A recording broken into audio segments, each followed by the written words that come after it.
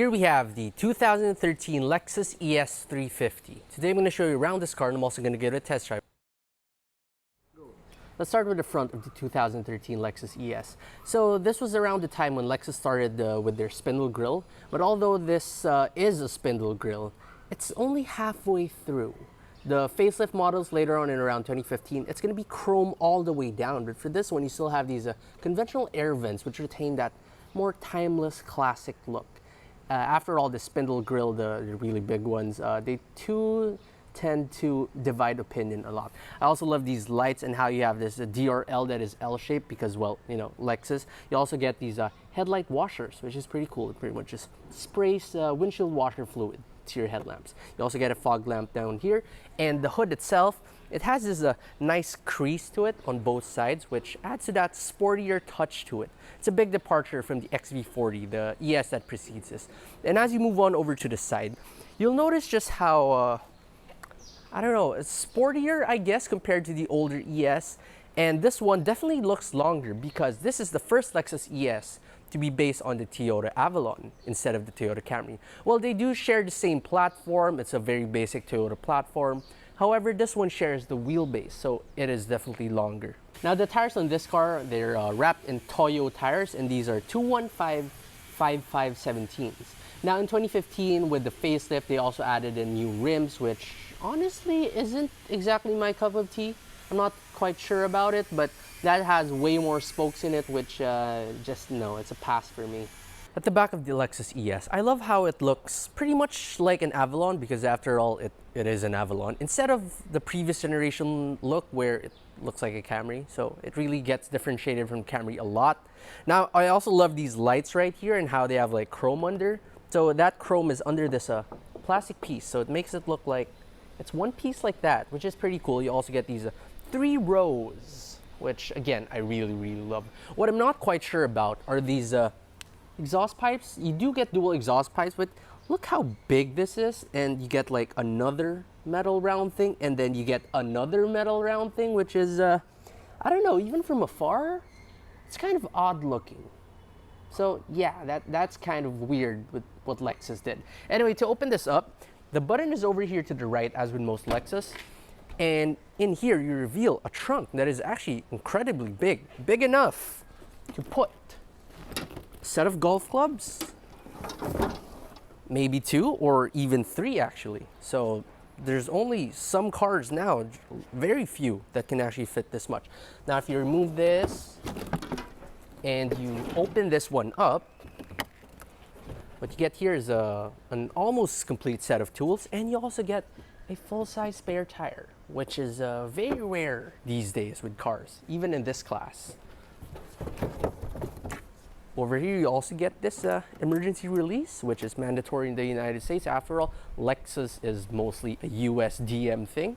And you also get a grab handle to close it down. Under the hood of the Lexus ES, you have this your regular Toyota corporate V6 2GR FE with 268 horsepower and 363 Newton meters of torque. This is very similar to the previous ES, so this was just carried over. But very unlike typical Lexus fashion, this engine bay doesn't come with all of those plastic parts, like plastic covers, except for this front one. This is very odd. The previous ES, it was like covered in plastic. It's as if Toyota didn't want you to mess with the engine at all. But for this one, they probably thought maybe they want to modify it. Just maybe. Just maybe. Hood struts too, and a nice hood pad. Here inside the Lexus ES, first let's check the thud of the door. And it sounds very good for a Japanese car actually. Now before I start the car up, do note that my seat is in the rearmost position and the steering wheel is like pushed all the way forward. Well, that happens because every time you egress the vehicle, so that you can easily do it, the steering wheel moves forward and this one goes back automatically. Now let's start it up, so you get push button start and it moves back to its original position, which by the way is easy to set because you get power memory seats. Three setting power memory seats, and the driver's side seat is also 12-way power adjustable. Now in here in the cabin, so you get this dashboard, which looks really nice. It is padded, however it's only slightly padded, but at least it's leather wrapped. You get this screen right here, which I'm not quite sure about as well because it's very low res, it's very small, And it reminds me of those older Camry units wherein every time you gotta pair your phone, instead of just like selecting what you want, it tells you like pair phone, okay, pair phone. And then it asks you to say the name of the phone. So I say, for example, Kyle's iPhone. Then it's gonna play back the recording of me saying Kyle's iPhone. Now I hate hearing my voice, but yeah, that's what it does. And it's quite slow as well. Aside from that though, some annoying things in this car would be like, you get these hard touch plastics in here. Even this cover right here, that's all hard touch plastic.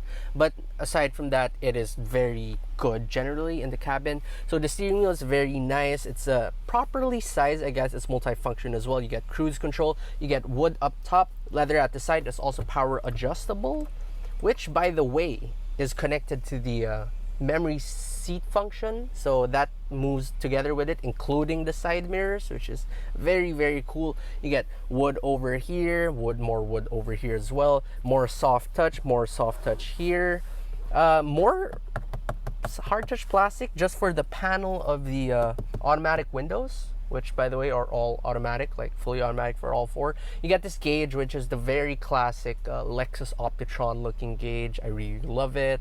And if you put the car into eco, normal, or sport mode rather, the gauge turns red, which is very cool. You can turn that off if that's not your cup of tea.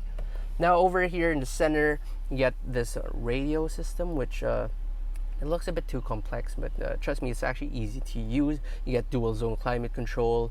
Now we move down here. What do you get here? You get heated and cooled seats.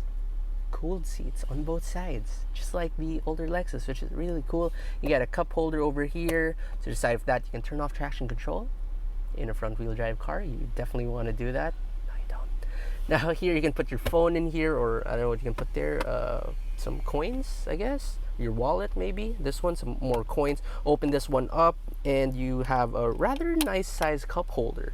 Close that one back up. Now here, the shifter, unlike the facelift model, it's still your conventional looking shifter. It is wrapped in leather and wood as well. But in the facelift model, it looks slightly better because it's more leather. It's more leather looking. It's also wrapped in that shifter boot that is also made out of leather, which is pretty cool. But you know, this is good enough for the pre-facelift. Open this one up and you get a USB port, you get an aux port and a 12-volt socket, and you also have this thing which you can like store smaller items. Now the seats, they're very, very comfortable. It's a bit sportier than the previous ES, so they do hug you more. There's a bit more bolstering. However, it's equally as comfortable because you also get thigh support, which I really love, and the leather on it is just, it's so supple. Especially this headrest. I don't know why the headrest seems to have like a different type of leather compared to the seats itself, but yeah, I really love the seats. Lexus do make one of the best seats in the world. At the back of the ES, I checked the thud of the door, and it sounds really good, even better than the front. Let's open the window and see if it goes all the way down. It doesn't, which is kind of sad for kids. Now the back seat is very important for ES owners in the Philippines because unlike in America, this car would mostly be chauffeur driven here. So the buyer would definitely be seated at the back. No worries though, because you get tons of legroom, like tons of it.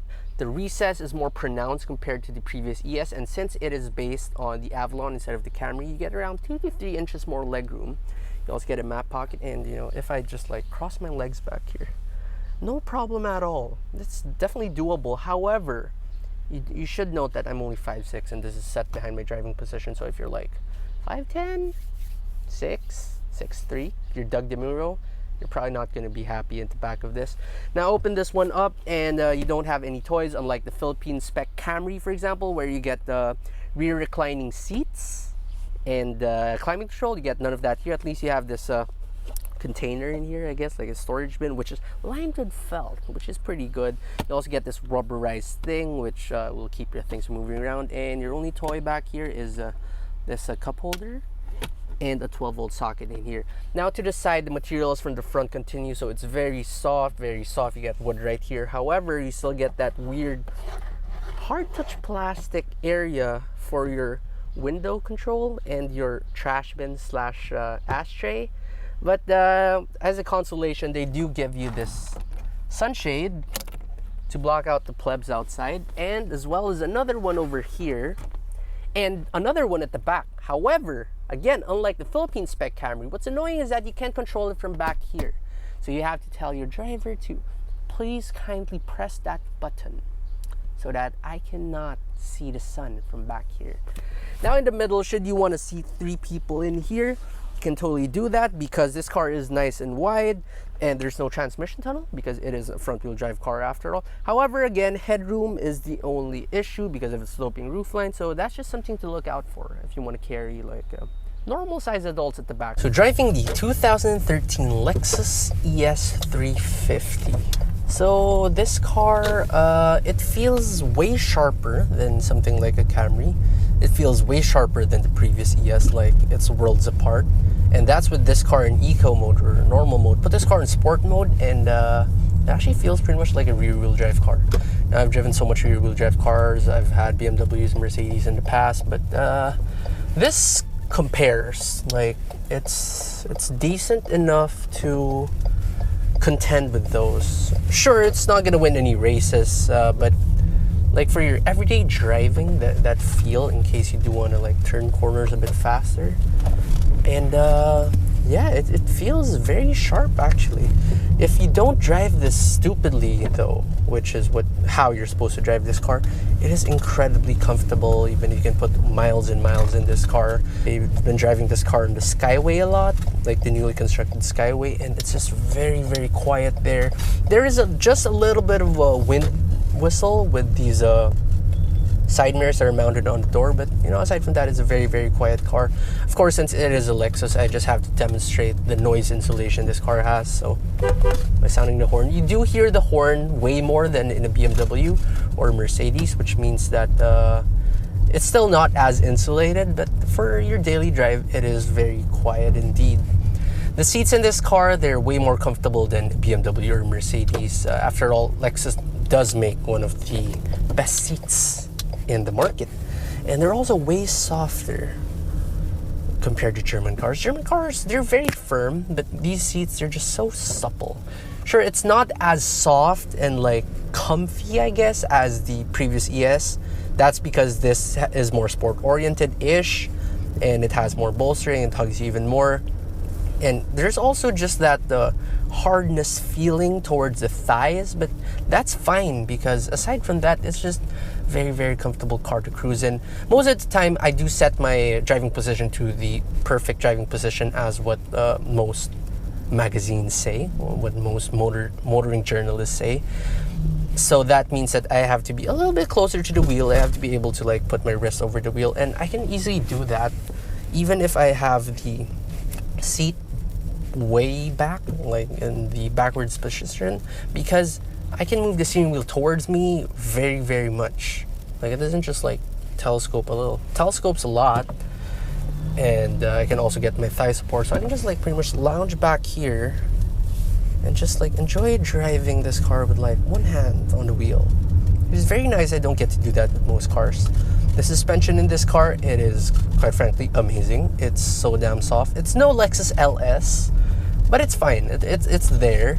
It still can't compare to even an older LS. I've driven the XF30 recently, and no, that car is a league of its own. But for your most daily driving, this is adequate.